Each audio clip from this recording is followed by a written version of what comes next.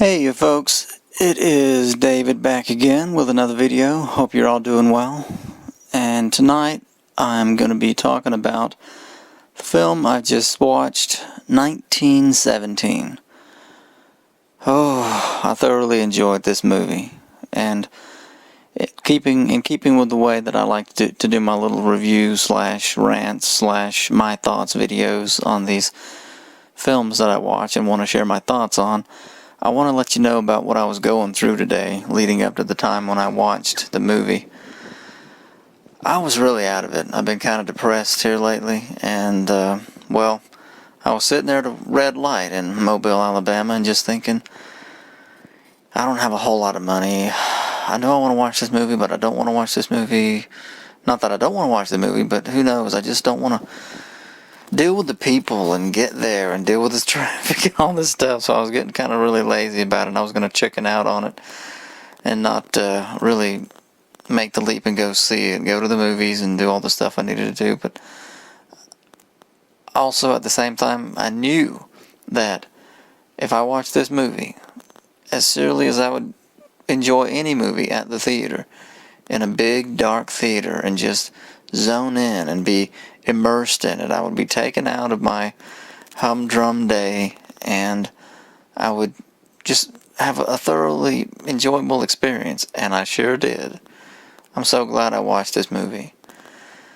I want to give a rundown real quick of some of the notables of who's in it, just so I do that up front here and get started. Actors: Dean Charles Chapman as Lance Corporal Blake, George Mackay as Lance Corporal Schofield, Colin Firth as General Aaronmore, Mark Strong as Captain Smith, and then finally, I saw him in the trailer. I'm like, where is he in the movie? Benedict Cumberbatch as Colonel Mackenzie. I'd almost forgotten that I had seen him in the trailer, that is, Cumberbatch, because I knew he was in it going into the movie, and yet I was so immersed in what was going on that I just totally forgot about him till the end. And finally, you see him, because this whole story, this true story of how Lance Corporal Blake is trying to get to this other regiment, this other, I hope I'm using the proper term, regiment, almost said platoon, like it's the American Army or something. No. To warn about an attack, an impending attack, that the British soldiers are going to undertake, not understanding at that time the movements of the Huns, the Germans. And apparently, they put it in the film that the Germans had, for weeks, maybe months, been planning to basically set an ambush attack, a massive slaughter of the British, and they had been very kind of sneaky about it. And Colin Firth's character, General Aaronmore, you only see him in the beginning of the film. He suspects this. He's got his aerial views, he's got some intelligence and info that only his eyes have seen, and his close soldiers there, and he brings Lance Corporal Blake and his good friend, played by George Mackay, Lance Corporal Schofield, and he gives them the mission of going and warning Benedict Cumberbatch's men, hey, that's Colonel Mackenzie, not to attack, because it's one great big trap. Call off the attack. So this is one of those race against time stories, and man, was it well done. I thoroughly enjoyed this movie. First things first, what I thought going into the movie, I knew it was going to be a war movie. I like period pieces, and a movie about World War I, never saw that at the movie theater. I thought, this will be different, and I know I'll enjoy this. Of all the movies out right now, and right now there are films out like Jumanji, Second Level, not really interested in that. Bad Boys for Life, not that big a fan of the franchise. A bunch of cartoons, and Knives Out, which I did want to see until I realized that Ruin Johnson, also known as Rian Johnson, produced or directed that movie, and I gave up on wanting to watch it. I would still like to see Ford versus Ferrari, or Ferrari versus Ford, if I'm getting dyslexic there. But other than that, I'm like, this is the film for me. If there's any movie that I want to be in a theater to really get that immersion, all dark around, and the image that's been made by these talented actors and directors and filmmakers beamed into my brain, and enjoy this adventure, enjoy this story, learn about what these men did, it's this movie. And man, I hope you watch it. Unfortunately, by the time anybody listens to this, it's going to be way too late to see it at the movie theater.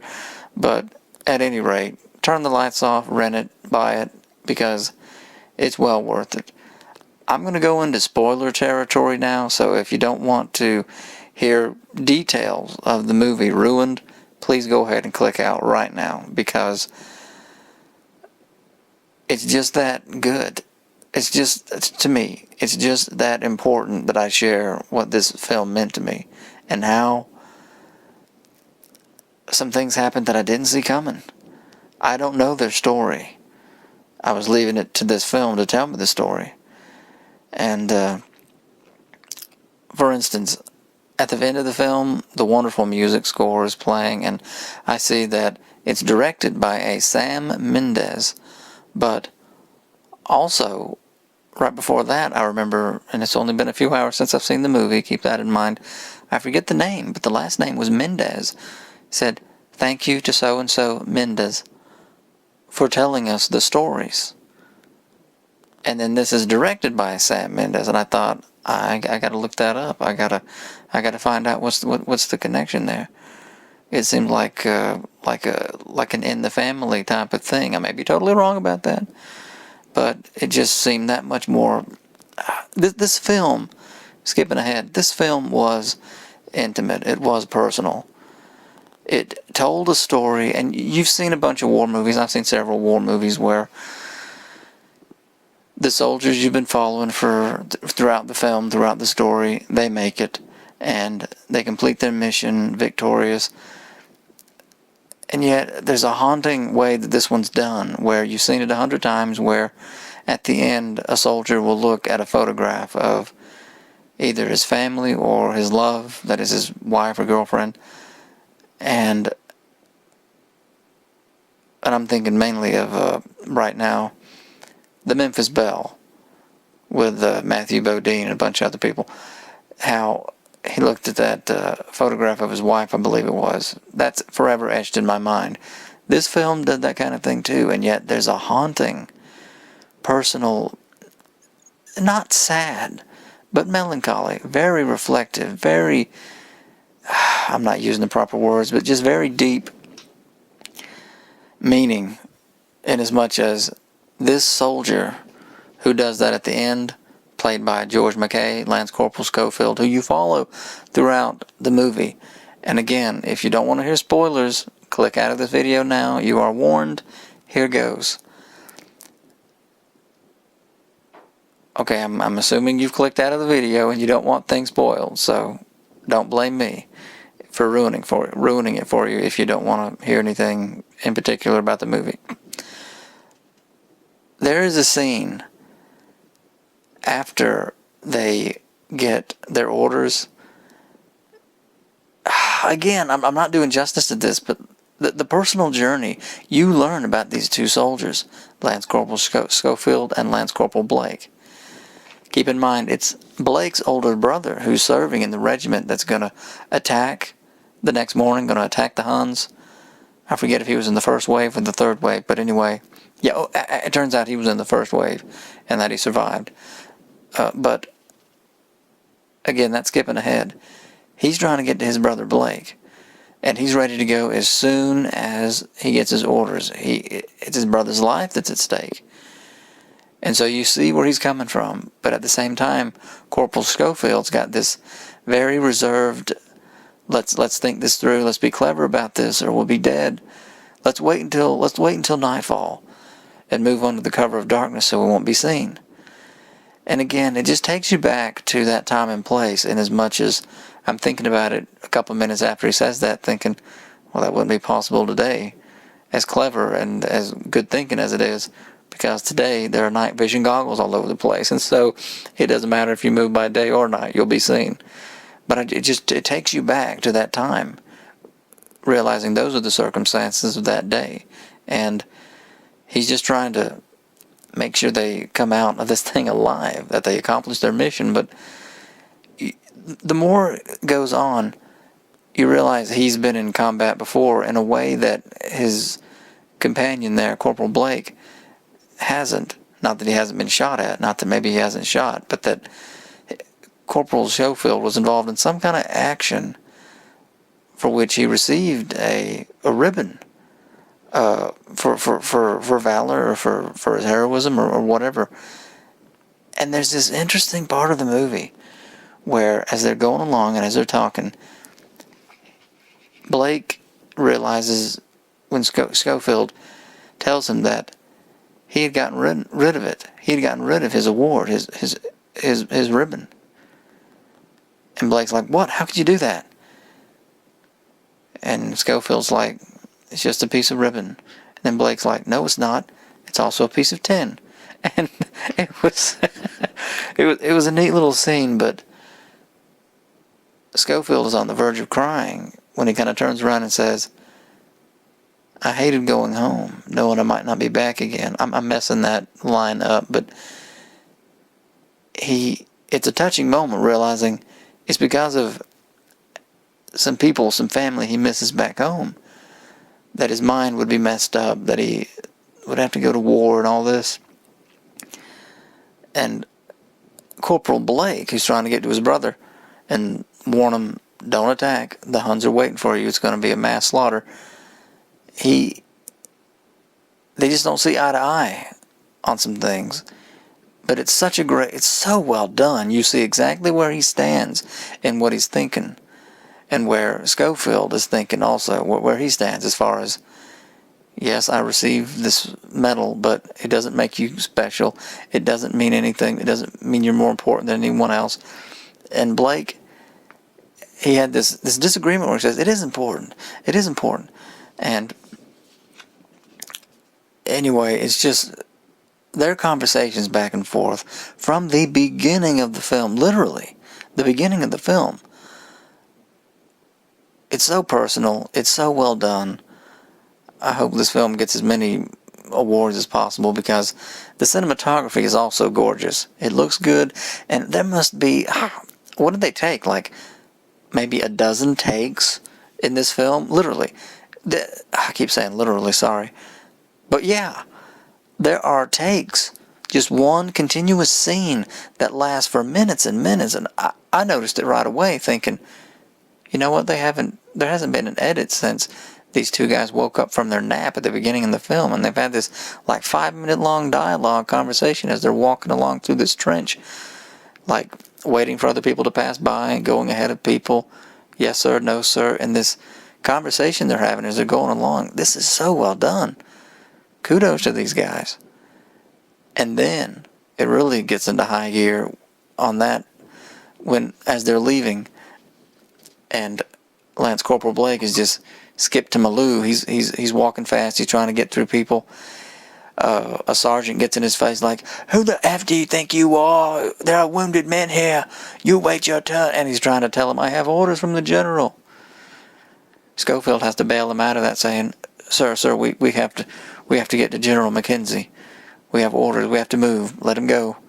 And there are several things like that where it's like,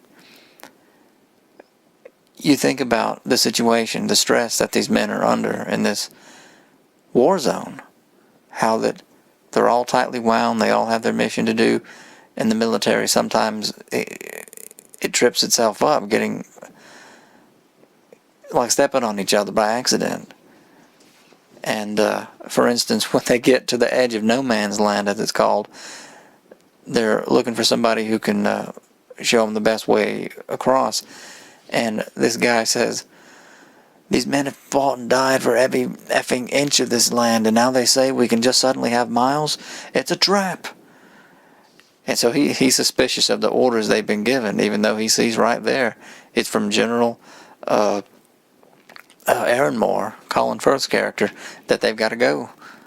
They've got to go across no man's land. Schofield wants to wait until nightfall, but Blake just won't wait. He's got to get to his brother. It's about saving his life. And so you see where he's coming from, and you also see where Schofield's coming from, how he wants to be cautious, how he doesn't want to get dead needlessly. And you talk about some tense stuff.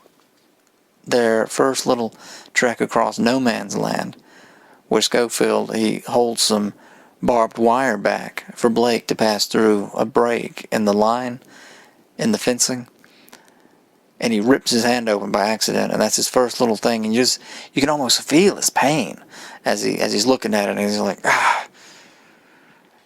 And it's like, well, there's the first little thing for the movie. And granted, there are German bodies, there are decayed bodies here and there, like wrapped up in the fence, in the barbed wire. Here and there, a body underneath rubble where it was blown up and then landed on him and just... Okay. Hopefully you get the point. It's very detailed. It's very tense as they walk across, because I'd like to think I've seen enough movies where I can almost see, at least a couple seconds ahead of time, by a change in the way things look or the sound. But no, I was totally on edge. And there's nothing like a jump scare, not knowing what's going to happen next, as when it's a continuous potential sniper situation happening, because they've been told that the Germans have cleared out, and sure enough they have, but they don't really know that. They find, as they go along, this massive underground bunker area where they had been sleeping in there, and they had all cleared out. And then something happens that I just didn't see coming. I thought, oh no, this is where Schofield's gonna die, and Blake, the headstrong, gotta save his brother's soldier, the honorable, gotta get there now, gotta get there ASAP, no time to lose, guys, gonna have to carry on without his friend, and we're about to see something bad happen here. And it's a really tense situation where there's this tripwire, which this big monstrous rat makes them freak out, and they accidentally set it off, and then you hear the explosion. Blake, they drop their lanterns. It's all dark in this almost cave of an underground bunker, and then because of the explosion, it's all coming down around him. Blake gets up and he's like, where are you, Schofield? He finally finds him underneath this rubble, the rubble, and he gets him up. It is so intense. They did such a good acting job. He was totally buried underneath this rubble, dust all in his eyes. He says, stand up, you've got to stand up, and finally gets him up. But I'm thinking to myself, this was an explosion. There was a bomb in there. I'm thinking, oh no, he's going to get him up, and one of his legs is going to be blown off. No, that's not what happened. He's okay. He's just totally messed up and disoriented from having rubble piled all over him. He blind walks him through the dark as this place is falling down. They even have to jump over a mine shaft, like a couple of meters long mine shaft. The guy has to do that with his eyes shut, and it's so tense. It's so well done. They finally make it out, and you're thinking, oh no. Now they're in the light of day again, where it was wide open season on them by any German that might still be around and just kind of there just to pick off anybody who would come along, any Brits who would come along scouting or whatever. No, they're okay. And it's another interesting scene between Schofield and Blake. Schofield, who's okay, he's just covered in dust, and he uses up all of his water to get the stuff out of his eyes because he can't see. Blake gives him his water, and he snaps at him a little bit. He says, if only, keep in mind, Blake has just saved Schofield's life. He got him out of that rubble. He got him out of that underground bunker before it completely collapsed. Schofield basically says, I wish you had chosen someone else. And Blake poor Blake, what is he supposed to do? He says, well, I didn't know what it was for. Because at the very start of the movie, you see their sergeant over them, or whoever that next in the rank of command, said, pick a man, we're going to see the general. He picks his buddy Schofield, and they just start walking. He says, I didn't know what it was for. I thought it was going to be for something easy. I thought they were going to send us to fetch food or something. Because they're always talking about, oh, is there any good grub here? And they're so hungry. They were even looking at the dog meat and thinking about eating it, the cans of dog meat that they found in that bunker. And they basically just have this little moment where you're thinking, this guy's a little bit ungrateful. He just had his life saved, and here he is just wishing to be out of this danger. He seems to be kind of selfish. You don't want to think that. And yet, I'm there sitting in my seat thinking, I'd want to be out of there too. They can be taken out at any moment. They don't know if the Germans are gone. They don't know who might be having their rifle trained on their heads right then at that moment. And so then they have the conversation about the medal. And as they're walking along and they continue on their way, this eerie scene of an abandoned farmhouse. And this is where the movie completely changed for me. I mean, completely changed. They're in there. Nobody's in there. And Schofield says, I don't like this place. Really eerie, empty house, deserted, for who knows how long, because the film doesn't tell you how long the war's been going on by this point. It doesn't tell you until the dialogue of some of the soldiers in a military escort say, 3 years fighting for this piece of land. This country isn't even ours. And stuff like that. Things that soldiers would just say back and forth to each other in that situation. That's how you learn in this movie how long it's been going on for.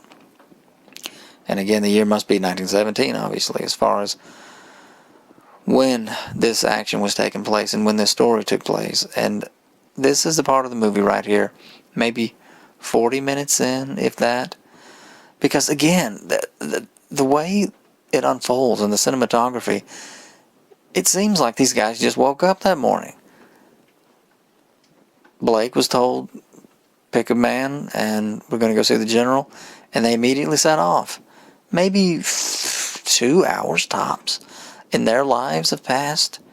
It's surreal, this part of the movie, when they're in this house, because they're still checking around, making sure no Huns are there, checking for people before they go on their way. Schofield sees a milk cow and then a pail of milk, and sure enough, he starts drinking it, and it's like a gift from heaven in his eyes as he drinks some. And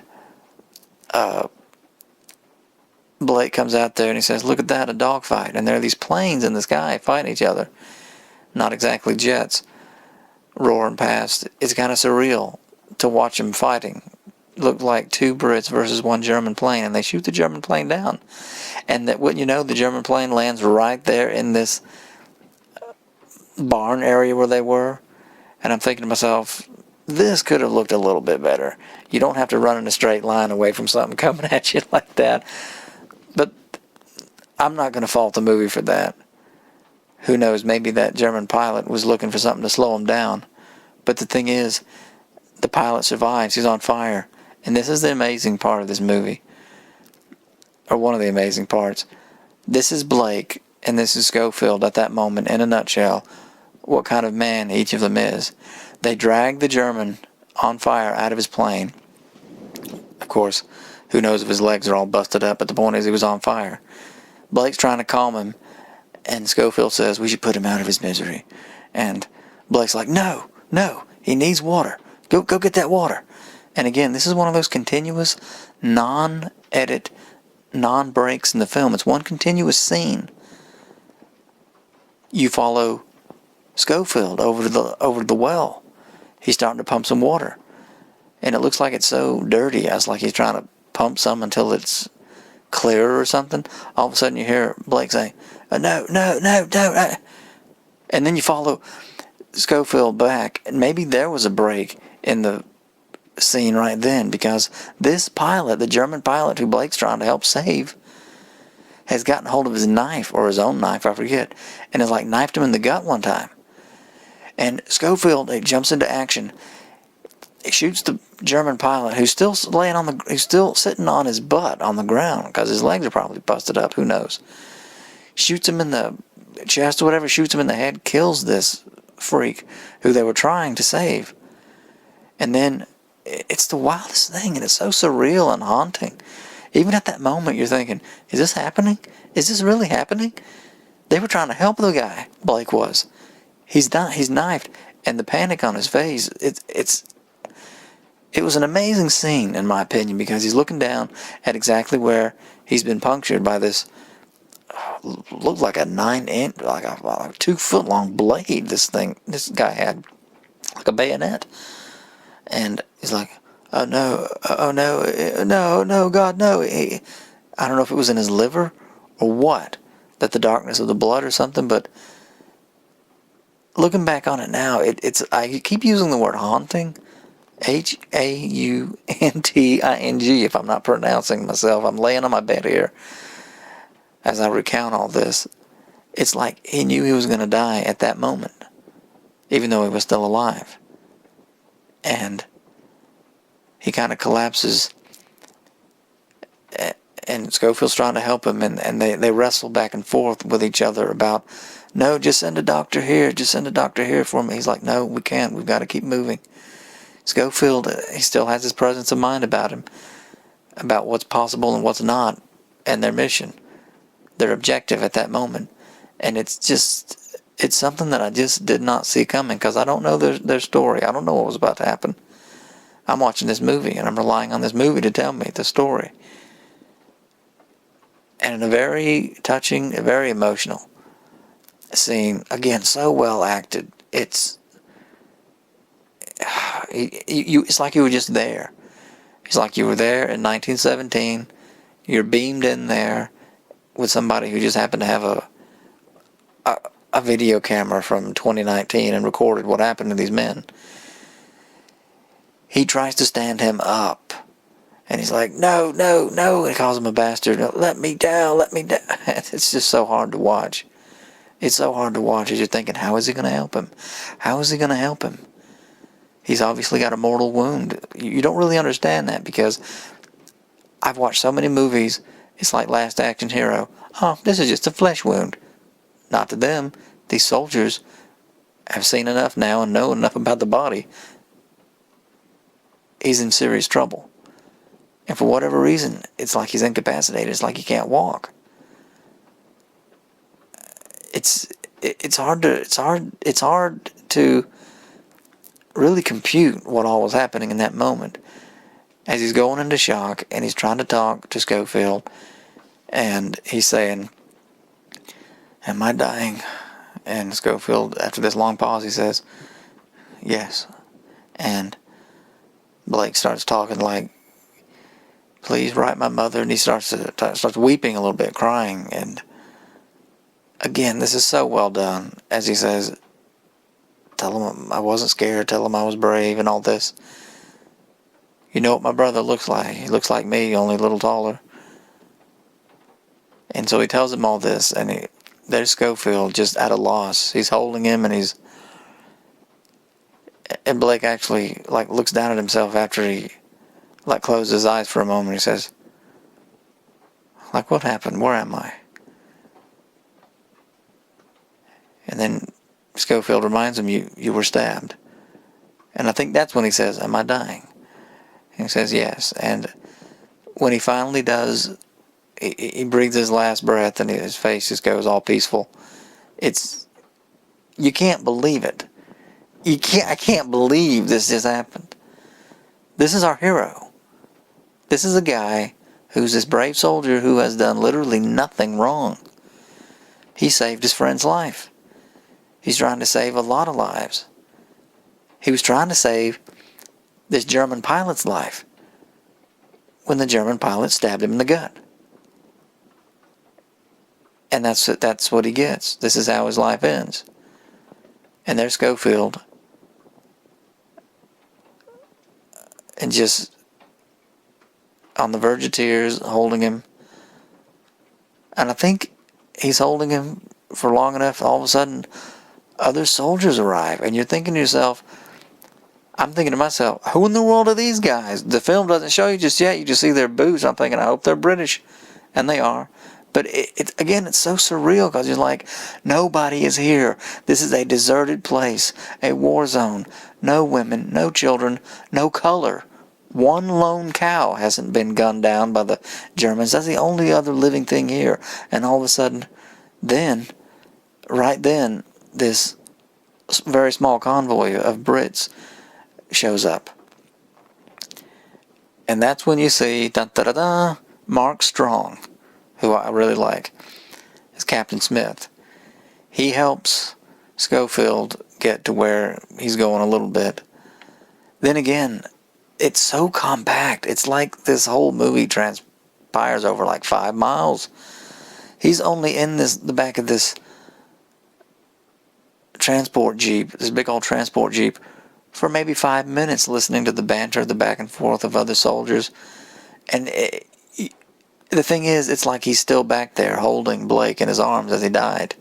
And you're right back there with him. His face, this actor, George McKay, his face never really changes. It holds the expression of his friend who saved his life is gone now. And now it's on him to complete this mission to hopefully save his friend's brother's life and 1,600 men's life. It's like you have this understanding that he's on this mission alone. They were given these dispatches. It's his mission to get word to General Mackenzie now that Blake's gone. And eventually all the other soldiers are just like, so what's your story, mate? What's with you? Because what happens is, all of a sudden, they hit this horrible mud hole. Jeep went off the road a little bit. And he's like, come on, everybody out. Everybody out of the Jeep. Everybody out. He has them, come on, we've got to push it out. He actually has them push it out. Some guy's like, we need to put wood under the wheel. It's like, no, we don't have time. And finally one guy just sees there's something's come over this guy, this Schofield. He's in this zone where he's got to complete this mission. We've got to move now. It's like it's not quite like anything I've ever seen before. They push one more time. One guy says, okay, one more try, lads, one more time. And they finally they're all grunting. You ought to see Schofield's face. They dislodge the truck. And they're able to move again. And then they get back in, and he's listening to them go back and forth with their conversation about the war and what's going on, and making fun of the voice of their commanding officer and this, that, and the other, and making fun of each other, and there's Schofield still just, he's like he's still right back there at that barn where Blake died. All that's on his mind is getting this mission done now. And you can tell that in every movement of George McKay, the actor, for the rest of this film. All of a sudden, then, the bridge is out. So he's got to get out. Mark Strong, Captain Smith, he comes along and says, I'll be able to take you so-and-so and so-and-so and hopefully get there. And then, but Schofield says, no, sir, I don't have enough time. And he basically says, well, Godspeed to you. Hope you make it. And he gives him this bit of advice, and he says, if you do get to I keep saying General, sorry, I meant to say Colonel Mackenzie in time, make sure there are witnesses. And he's like, sir? Like inquisitive, like asking him, what do you mean? And then he says, well, we'll just say some men just want the fight. And you finally understand there's something else going on here that could be another impediment to Schofield accomplishing his mission. That is the sort of person this Colonel Mackenzie is, apparently. What if he gets word to him in time, but he still doesn't want to stop? the attack, doesn't want to call off the morning assault. And you're thinking, oh, great. That's all we need now. And again, here it comes again. This one long sequence, this one long scene with no breaks in it, as Schofield starts climbing this broken bridge, the small metal walking path part. It looks so good. But when he starts getting shot at by this sniper in the window, you're thinking to yourself, this hasn't... those soldiers are standing right there. That was the only thing that kind of threw me. It's like, the bridge is out, and so shouldn't those guys be right behind him who might be able to give him an assist? All those British soldiers? But it makes like he's on his way alone again, which he is, and you're thinking to yourself, oh great, he's going to be sniped as he's trying to climb over this water on this bridge like a monkey trying to not get in the water, because then for sure he'll be shot. Meanwhile, the German sniper's shooting at him. He finally ducks down, and meanwhile, I had no idea where the bullets were coming from, but Schofield's character gets into position, and he's like taking his breath, like, like trying to calmly control his breathing, because he's about to expose himself and shoot at the sniper. And it was in this kind of a bell tower thing. And again, it's so intense how he exposes himself, he takes a shot, ducks down while the German shoots at him, changes, recocks the gun, shoots again and again, and then when he realizes he's hit him, he slowly makes his way in, and this is one of the most tense parts of the movie. He slowly goes up the stairs, and he slowly goes to this door, and he bursts in all of his... He's got his gun trained ahead of him. He shoots the German shoots him. The German, who was wounded, sitting up against the wall by the window he was shooting out of. And just like that, in the course of 3 seconds, it's like the bullet hits Schofield, and he's knocked down the dark stairs behind him. Again, it's really dark now. And this is one of the most surreal and beautiful parts of the movie right here. When he wakes up, it's nighttime. Who knows how many hours he was knocked unconscious. You don't realize it yet, but falling down the stairs knocked the back of his head open, and so he's got some blood oozing out of the scalp in the back of his head. He's lost his helmet. He slowly emerges in the dark from the sleep of being unconscious all that time. Who knows how much time he's lost. His watch is broken. He gathers himself up. He goes into that room. The German is dead. He shot him. And the thing is, this is something that kind of threw me. It looks like he was shot, but nowhere when he wakes up, it's like he's not shot. So I don't know what it was. If it hit his gun, it wasn't really explained. There is no body armor. There's no battle rattle like today with a half-inch of steel plate that, like I wore in Kandahar, Afghanistan. Nothing like that. It's just, I thought it was shot. It was knocked back forcefully, but whatever. You just kind of go with it. And this is it. This is one of those, you start off with him in the room, looking out of the window as, he's like, is the sun rising?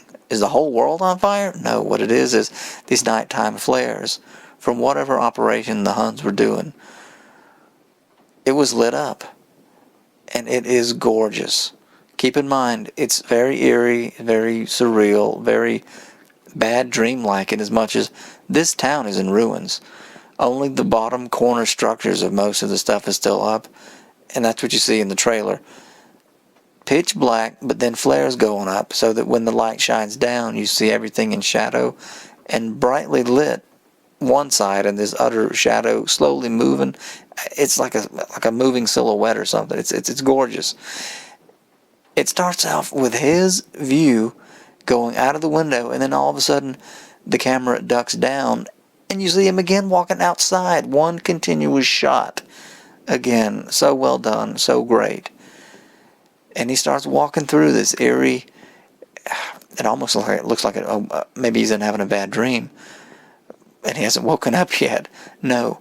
He's walking through it. He can see where he's going. It's almost like a godsend that he's able to see where he's going. But then you realize it's likely the Germans sending up these flares for whatever reason. So then he starts getting shot at. And there's this long chase of him going through and being shot by Germans. He has to kill one of them. He ducks down into this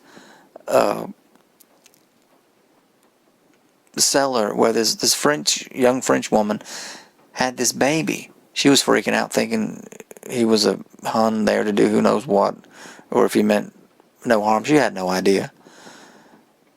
And so it's this really neat scene where she helps him, gives him a little bit of salve or something on the back of his head because he's bleeding out of his head. And the baby's not hers, but she's trying to take care of it. He leaves his food with her, and you're thinking to yourself, I'm trying to put myself in this situation. You're just thinking, I've escaped by the skin of my teeth here half a dozen times. So let me leave this food with this woman and this baby, thinking maybe this is the best thing I could possibly do before one of these Germans eventually kills me. I'm going to die in this war. I'm trying to complete this mission, but you're trying to get into his mind. But then the lady says, she can't eat that. She needs milk. And it's so great. He brings out his canteen, which he had filled with the milk from the pail at the barn where Blake was killed. And it's like this God-sent moment as he gives it to her, and she says she likes you. The baby likes you. And he starts doing this little lullaby thing, and it's just another one of those personal... Again, this room is candle lit. He's down in the cellar. It's just so well done. It's beautiful. And then the clock rings like midnight or something, or whatever time it must be. And he says he has to go. And she says, no, stay here. Wait till morning. Or you'll be seen. Wait here. Wait longer. And he's like, no, I have to go. I'm sorry. And when he goes out again, more Germans. This is the time when he has to kill one of them. I got ahead of myself. And then basically he ducks down this... He's trying to get to the river to keep going southeast or whatever direction she said he could go in to get to where he was trying to go. And you're thinking he's going to drown. He's going to drown in this, but the movie can't end that way. No way. It's another continuous sequence of him being beat up against rocks through the river, the man-made part of it, and then the natural part of it. He loses consciousness for a second as he's holding on to this piece of driftwood. And then he comes up again because he almost drowned himself by accident when the water went in. And then he swims over to this big tree blocking the way. And as he's climbing over all these dead bodies, again, they're dead bodies randomly just here and there, and these must have been a lot of Germans. No matter. He's climbing over them, and you're just there with him as he climbs over all these corpses, all these bloated, mangled, shot up, stabbed up, blown up corpses that had gotten stuck drifting down the river by this big down tree. And he's half crying in agony as he climbs up on the bluff, thinking, you're there, and you're right there with him. You're crying, like it's the horror of it. Maybe they were all the enemy. It doesn't matter. All these dead people. And it's like it's almost too much. It's almost too much until he stops crying. He looks up slowly. He's like, does he see somebody? Is there somebody in front of him? I hope it's not a German. No. It's just he's looking up at this tree as he slowly gets up, and it's like something's drawing him. Willpower as he slowly stands up. This is Schofield. Walking like a zombie, trying to gain his balance through these trees. It's like he's hearing something, and then you hear it too. Somebody's singing. And again, another eerie, haunting scene as he slowly, it's like a dream, going through this forest, going through the woods, and then there must be a couple hundred of his comrades there, gathered around, sitting Indian style, around these trees, as one of the soldiers, who's a very good singer, sings some folk song or something, and it's so pretty, so well done. I need to look up the lyrics. It goes something like, I'm just crossing over Jordan. I need to look that up. World War I war songs with those lyrics. I'm just crossing over Jordan. Anyways, he just kind of collapses up against one of the trees in utter exhaustion as he listens to soldiers singing. And then when he's done, they're all getting up, and they're like, "Hey, mate, who are you?" And they realize he's trying to reach them, the Devons. I think I'm getting that wrong, but was that the name of it? Maybe I can look it up here. Trying to reach. Whatever. I think that's right. Will Wikipedia fail me? Operation Alberic. Anyway, I don't want to lose too much time here. The point is, he's reached his destination.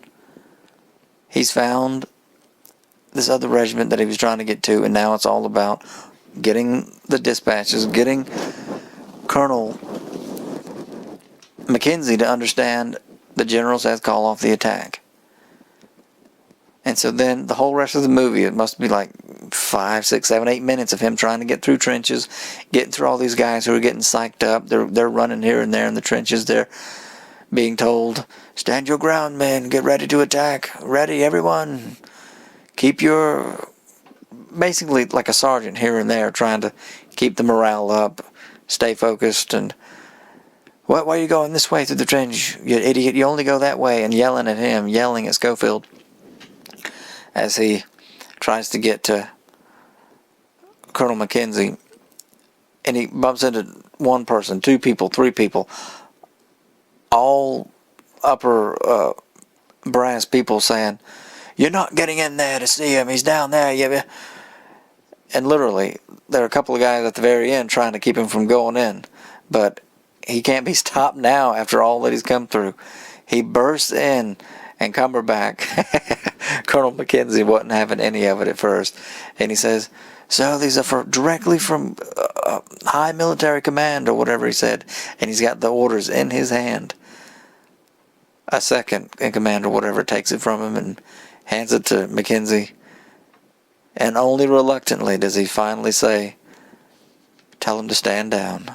He's calling off the attack. Now the first wave had already gone in, and so there's Schofield just trying to complete his mission, trying to get it done, and he finally does, and it's so great. But Mackenzie, you see what kind of man he is, at least portrayed in this film by Benedict Cumberbatch, when he says, "Have someone see to your wounds." And then just so callous, just so just all he says, "And F off, Corporal," as he's standing in the doorway with the other man who had read the dispatch saying, "Well done, lad," or something like that. Because he can see what's happened and what Schofield has accomplished by getting this there in time. And he's so exhausted. He looks like a ghost almost. He's lost everything. He's lost his helmet. He's lost his weapon. He's lost everything but his uniform and the orders. And I believe it was something that he had taken off Blake, and he had gathered his personal effects, his rings and necklace thing or whatever it was, a couple of rings, as he's still searching for his brother, searching for Blake. He's asking around for him. He's asking, and people are saying, "You should go and over to I forget what it was called, Killed in Action, the Fatalities tent or whatever, be the first place to start looking." Anyway, another 5 minutes of him walking around, and it's so excruciating because you're there with him and you're like, "Please don't be dead. Please don't be dead. Please don't be dead." And he's finally over in these medical tents where men are being patched back together and some are dying, and there are people trying to comfort them as they die, and all these shot up, cut up, blown up men. And again, it just puts you right there in it, and really was something I needed to be reminded of in my life. He finally runs into Blake outside one of the tents, and he tells him what happened, and I'm not even going to try and describe this great scene of him expressing what Blake meant to him and how he died and the reaction by the brother, and he just reminded you of his brother, the way he was thinking of Schofield, like thinking of somebody else instead of himself. The way he says, well, you better go get somebody to tend to your wounds, and you'll be hungry. And you're just thinking, it's like it's him. It's like it's his brother who had died. That they're both that sort of decent, looking out for the other guy, sort of a soldier. And they shake hands, and he thanks him, and it's like, it's over. And this is what I meant earlier when I said kind of not a sad ending, but a little bit melancholy. As Schofield, you're right there with him through all the stuff he's been through today. He goes over to this tree, and it's the end of the movie, obviously, but I'm thinking, I don't know what you're going to be thinking if you watch the movie, but I was thinking it's going to be something to do with Lance Corporal Blake. How he's remembering him now. But no. I'm recalling how he told Blake's brother how he saved his life. How Blake had gotten him out of that rubble before the whole place went down. And he's thinking about Blake. No. As he's sitting up against this tree, the film's ending. This great score is playing, the piano music at the end particularly. He brings out something out of his pocket, and he brings out this letter, and it's some photos of like a couple of kids. It's like a photo of a young woman. It's a photo of a young woman in the back of this letter or something, and you realize these aren't the photos from earlier. These aren't Blake's. These are his. These must be Schofield's.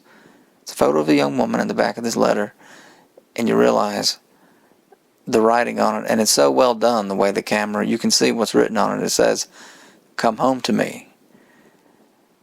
And the peace that's on his face as he closes his eyes and leans up against the trunk of this tree, it's picture perfect. Again, the cinematography is so great. And at least I'm thinking, this is what it means to me, I'm thinking, he's changed. He's changed because of what Blake did for him, because of the journey he was on with him, of getting through, of warning the colonel, of telling his brother what he had to tell him. And he's not that same guy. He's not that same man. The day before, when he said, it doesn't make you special, this little piece of ribbon. This doesn't matter, that doesn't matter. With Blake saying, yes, it does matter. He's changed now. And yeah, that's what I'll leave off with. How long has this been? Let me look at this. 52 minutes. You might as well have watched the movie. Well, hopefully you will. Anyway, this movie just touched me. That's why I went through all this. It was a great flick. Again, I'm not, as much as I enjoy history and I study some of it, I couldn't know military history if my life depended on it. I just haven't given myself over to a good study of it, particularly World War I, things like that. But the personal journey that you go on, this film was great. It's kind of like In the Heart of the Sea. I know I went on for 45 minutes talking about that movie and how much I appreciated that film, but yeah, no regrets. I'm glad I've said everything here, and hope you watch this movie. It's worth it. And let me just stop for now. Thank you for listening to me, folks, and we'll see you next time. Take care.